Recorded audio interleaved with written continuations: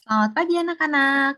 Jadi pada pagi hari ini kita akan belajar dari buku tematik 3F, subtema 3, pembelajaran yang satu, dan ada beberapa gabungan dengan pembelajaran yang kedua, mengenai keberagaman bangsaku.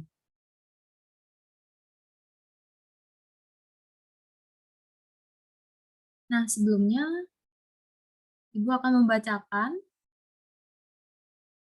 halaman 87 mengenai mengenal keberagaman Indonesia. Jadi kalian bisa baca sendiri, ada lagu berjudul Melihat Pawai. Nah, karena beberapa hal, jadi lagu ini di-skip dulu. Jadi Ibu bacakan pengantarnya mengenai bagian B mengenal keberagaman Indonesia. Selain pawai, ada juga kegiatan pasar rakyat dan pameran. Melati juga mengunjungi tempat pameran buku. Ibu membelikan Melati sebuah buku tentang keberagaman budaya Indonesia. Kata Melati, "Terima kasih, Ibu. Bagus sekali buku ini. Banyak gambar pakaian adat di dalamnya, seperti yang dipakai peserta karnaval itu," kata ibu. "Ya Melati, masih banyak pakaian adat yang lain. Kamu bisa mengetahui kekayaan budaya Indonesia dengan rajin membaca buku." Selain sumber daya alamnya yang melimpah, Indonesia juga memiliki nilai-nilai budaya yang begitu luhur. Salah satu di antaranya adalah pakaian adat tradisional. Pakaian adat tradisional di Indonesia begitu banyak dan beragam. Keberagaman ini merupakan budaya Indonesia yang tak ternilai harganya, yang harus kita jaga dan lestarikan. Nah, Ibu akan mengenalkan keberagaman pakaian adat Indonesia. Nah, kalian bisa lihat di sini ada gambar pakaian adat dari Nanggro Aceh Darussalam, atau biasa kalau dipersingkat Aceh ya, yang ada di Pulau Sumatera. Nah, pakaian adat Aceh ini disebut pakaian ule balang. Pakaian untuk pria disebut baju linto baru. Sedangkan pakaian untuk wanita disebut baju daro baru. Selanjutnya, pakaian adat dari Kepulauan Riau. Ini juga di bagian Sumatera. Pakaian adat Kepulauan Riau disebut pakaian belanga. Selanjutnya, yang ketiga.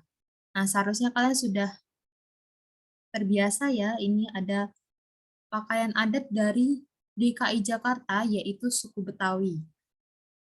Pakaiannya disebut pakaian Betawi. Selanjutnya, pakaian adat dari Madura.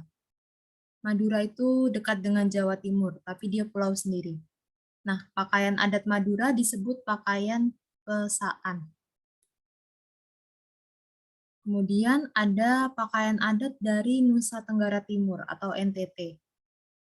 Pakaian adatnya disebut pakaian suku Rote. Kemudian ada pakaian adat dari Kalimantan Barat. Pakaian adat dari Kalimantan Barat ini disebut pakaian perang.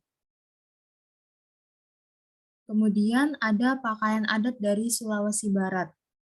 Pakaian adat Sulawesi Barat disebut pakaian Lipa Sakbe Mandar atau sarung sutra Mandar. Selanjutnya ada pakaian adat dari Maluku. Pakaian adatnya disebut baju cele. Nah, selanjutnya tugas PPKN yaitu mewarnai pakaian adat yang ada di halaman 94. Nah, selanjutnya mari kita lanjut membaca teks halaman 90 berjudul Pemanfaatan Energi Matahari.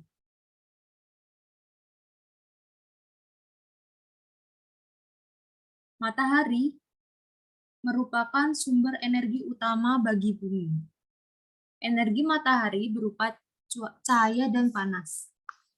Cahaya matahari bermanfaat untuk penerangan di siang hari. Jika tidak ada matahari, bumi menjadi gelap dan kehidupan akan musnah.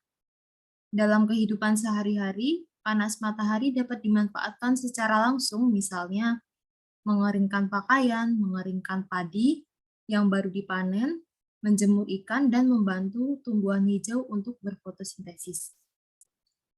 Saat ini dengan peralatan modern, energi matahari dapat diubah menjadi energi bentuk lain, misalnya sel surya yang dapat mengubah energi matahari menjadi energi listrik, sehingga kebutuhan listrik di rumah dapat tercukupi. Bahkan di beberapa negara maju, energi matahari sudah mulai dimanfaatkan untuk menggerakkan kendaraan. Jika hal ini berhasil, maka lingkungan akan sangat diuntungkan karena mobil tenaga surya ramah lingkungan, bebas polusi udara dan polusi suara. Kemudian energi matahari dapat dijadikan sebagai energi alternatif karena jumlah energinya yang tidak terbatas.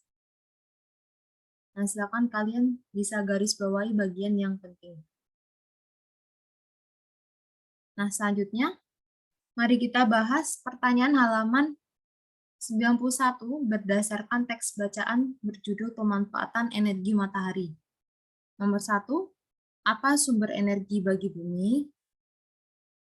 Ya, sumber energi utama bagi bumi adalah matahari. Yang kedua, apa manfaat cahaya matahari bagi bumi? Manfaat cahaya matahari bagi bumi adalah sebagai penerangan di siang hari.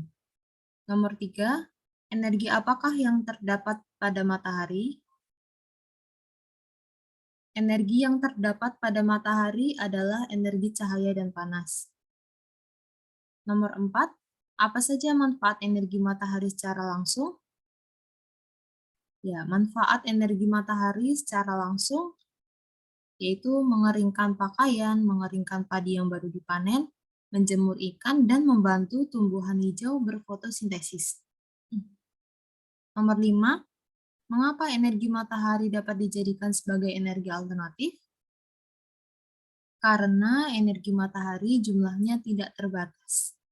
Nah, silakan kalian salin di buku tematik kalian, atau kalau misalnya tidak muat, kalian bisa salin di buku tulis bahasa Indonesia.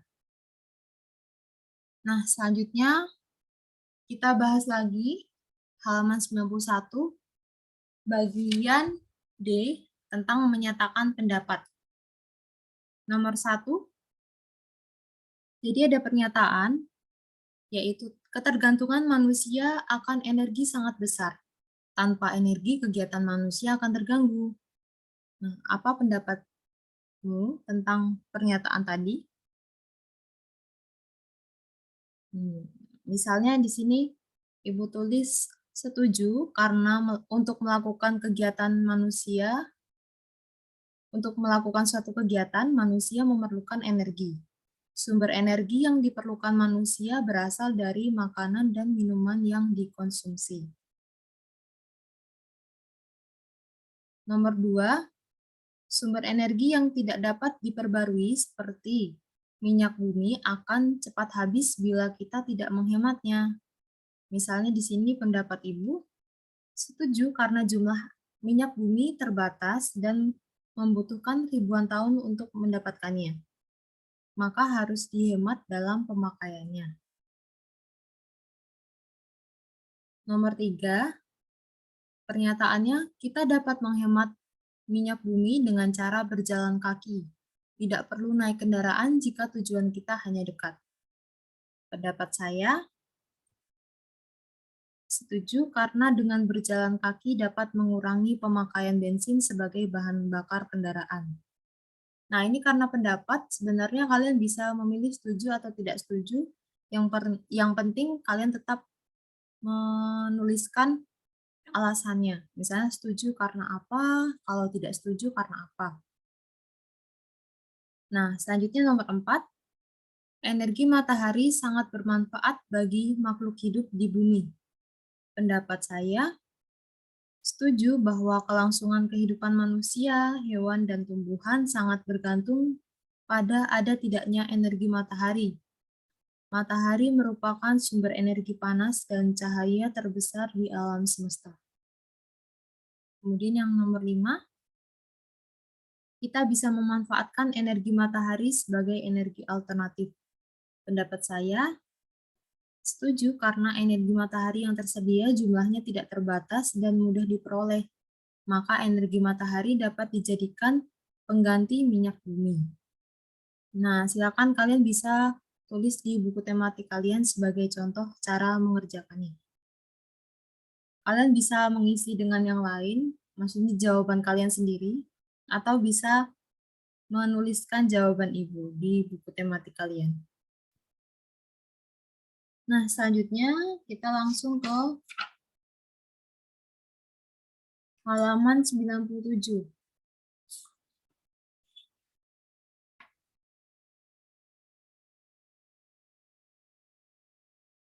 Nah, sebelum menjawab pertanyaan halaman 97, kita perlu membaca bacaan halaman 96 mengenai membuat kincir angin. Membuat kincir angin. Angin adalah udara yang bergerak. Angin bergerak dari daerah yang bertekanan tinggi ke daerah yang bertekanan rendah. Perbedaan tekanan menyebabkan udara mempunyai energi. Energi angin dimanfaatkan untuk berbagai keperluan, misalnya menerbangkan layang-layang, membantu mengeringkan pakaian, penyebaran biji, penyerbukan, menggerakkan kapal layar, dan sebagai pembangkit energi listrik.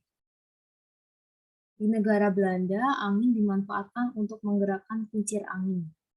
Di sana terdapat banyak kincir angin, maka negara itu terkenal dengan julukan negara kincir angin. Di sana, kincir angin dimanfaatkan sebagai pembangkit listrik. Selain itu, kincir angin dapat dimanfaatkan untuk menggerakkan mesin untuk menggiling gandum dan memompa air untuk mengairi sawah. Sepulang sekolah, Rani, Sita, dan Monik berkumpul di rumah Melati. Mereka akan membuat kincir angin bersama. Mereka telah menyiapkan alat dan bahan. Ada kertas berbentuk persegi, lem, paku payung, batang kayu atau pensil, penggaris, dan gunting. Setelah semua siap, mereka mulai bekerja. Begini cara membuatnya, teman-teman, kata Melati. Pertama, gambarlah garis menyilang pada kertas persegi. Kedua, guntinglah mengikuti garis hingga setengahnya. Ketiga, lipat ujung kertas ke arah pusat kertas, beri lem dan tusukkan pada paku payungnya. Beri lem dan tusukkan paku payung. Keempat, tancapkan kincir pada batang kayu atau ujung pensil yang memiliki penghapus, kemudian tiuplah kincir itu dari arah depan. Sita mencoba meniup kincir angin hasil karyanya.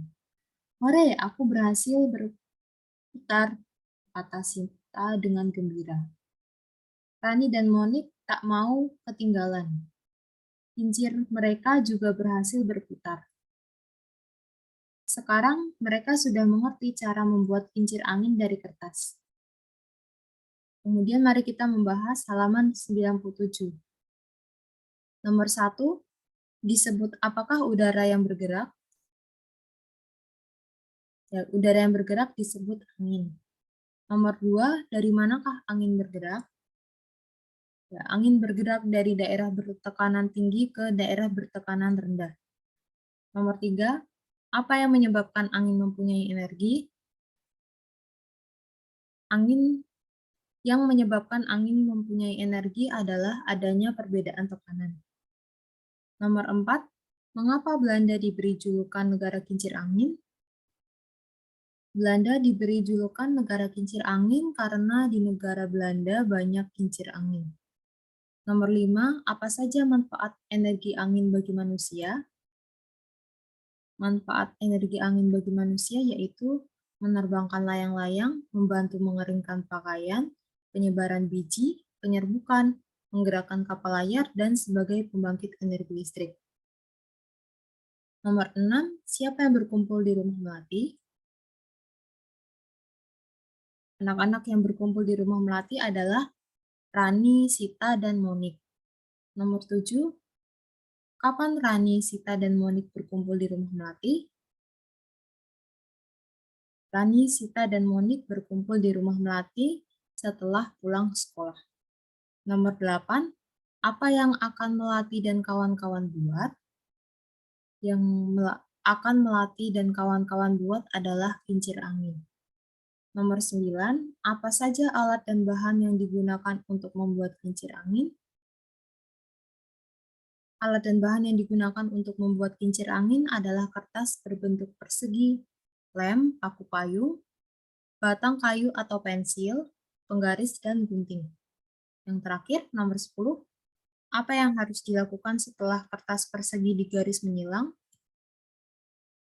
Langkah yang harus dilakukan setelah kertas persegi digaris menyilang adalah menggunting kertas tersebut mengikuti garis hingga setengahnya. Nah, silakan kalian bisa lengkapi di buku tematik atau di buku tulis bahasa Indonesia. Nah, selanjutnya berikut membahas tabel halaman 97 sampai 98. Bisa kalian lihat, misalnya nomor 1, sumber energinya matahari, bentuk energinya yaitu panas dan cahaya. Tujuan penggunaannya untuk bentuk energi panas itu digunakan untuk mengeringkan pakaian, pembangkit tenaga listrik, membantu pertumbuhan tulang, membantu tumbuhan dalam proses fotosintesis. Kemudian bentuk energi yang cahaya dari matahari itu untuk menerangi bumi. Yang kedua, untuk sumber energi angin itu bentuk energinya energi gerak. Tujuan penggunaannya menggerakkan kapal layar, menerbangkan layang-layang. Kemudian yang ketiga, sumber energinya air mengalir. Bentuk energinya yaitu gerak. Tujuan penggunaannya menggerakkan kincir air, menggerakkan perahu, pembangkit listrik tenaga air atau PLTA. Kemudian nomor 4, sumber energinya makanan.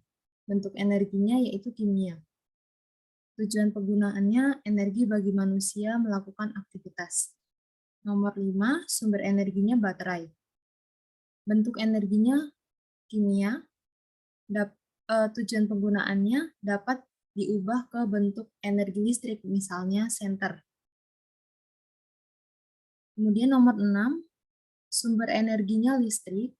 Bentuk energinya bisa bermacam-macam, yaitu energi panas. Tujuan penggunaannya untuk menyetrika baju, memasak nasi. Kalau bentuk energinya energi gerak, itu bisa menggerakkan kipas angin. Kalau bentuk energinya cahaya, misalnya pada lampu, tujuan penggunaannya untuk menerangi ruangan. Jika bentuk energinya bunyi, itu misalnya pada radio, tujuan penggunaannya menghasilkan suara. Yang ketujuh, sumber energinya minyak bumi. Bentuk energinya kimia.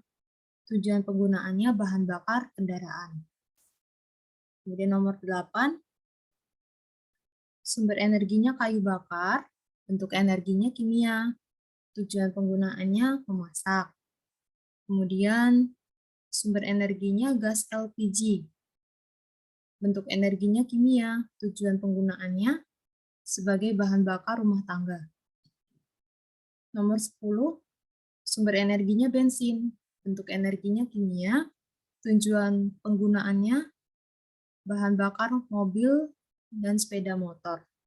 Nah, silakan kalian lengkapi di buku tematik kalian halaman 97 sampai 98. Nah, tugas bahasa Indonesia yaitu mengerjakan isian singkat pada lembar PDF. Baik, sekian penjelasan dari Ibu. Terima kasih atas perhatiannya. Tetap semangat belajar, tetap jaga kesehatan. Selamat pagi.